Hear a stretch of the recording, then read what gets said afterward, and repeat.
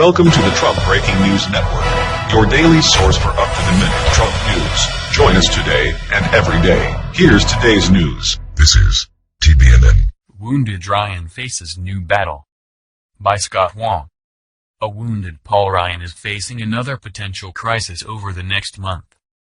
The speaker, who saw his years-long effort to repeal Obamacare collapse last week after a rebellion on the right, must come up with a plan to fund the federal government and avert a shutdown. The Wisconsin Republican will face many of the same tricky intra-party dynamics as he tries to keep the government running. Funding expires in about a month, on April 28, but the House is taking a 2-week recess in mid-April, leaving negotiators just a few legislative work weeks to reach a deal. The stakes are extremely high for the GOP. A government shutdown, similar to the one orchestrated by Senator Ted Cruz, Republican Texas, and his House allies in 2013, would confirm what many Democrats and political pundits are already saying: Republicans, despite controlling the White House and both chambers of Congress, simply can't govern.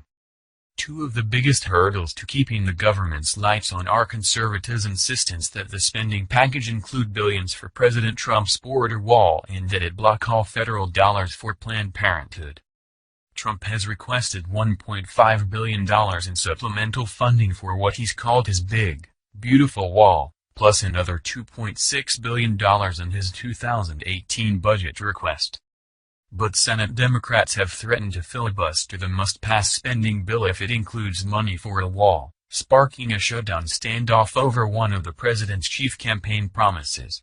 On top of that, some Republicans from border states, including Senate Majority Whip John Cornyn, Texas, Armed Services Chairman John McCain, Arizona, and Senator Jeff Flake, Arizona, are highly skeptical of Trump's wall, citing concerns about the price tag and private property rights. A trio of House Republicans who represent border districts, Reps. Martha McSally, Arizona, Steve Pearce, NM, and Will Hurd, Texas, also have been wary of Trump's wall on the U.S.-Mexico border.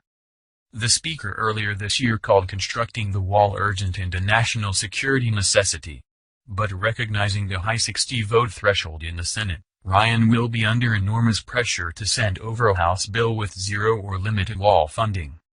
The border wall should be talked about, shouldn't be rammed down people's throats, Senate Minority Leader Charles Schumer, DNY, said Sunday on ABC's This Week. It's got a big problem that Republicans in border states are opposing, Texas, Arizona, because there's eminent domain, so you have to take private land. My prediction: it wouldn't get the votes on either the Democratic or Republican side. The arch-conservative House Freedom Caucus scuttled the Obamacare repeal legislation on Friday after Trump and Ryan refused to cave to the group's demands. The defeat of the bill prompted an aggressive round of GOP finger-pointing.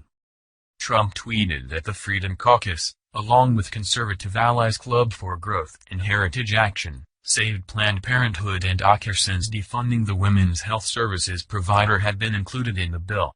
Representative Ted Poe, Republican Texas, resigned from the Freedom Caucus. Saying no is easy.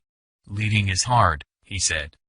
Meanwhile, Trump directed his Twitter followers to tune into Jeanine Pirro's show on Fox News shortly before the conservative host launched a broadside against Ryan, calling on him to resign as speaker. Trump's top aides said the president still has Ryan's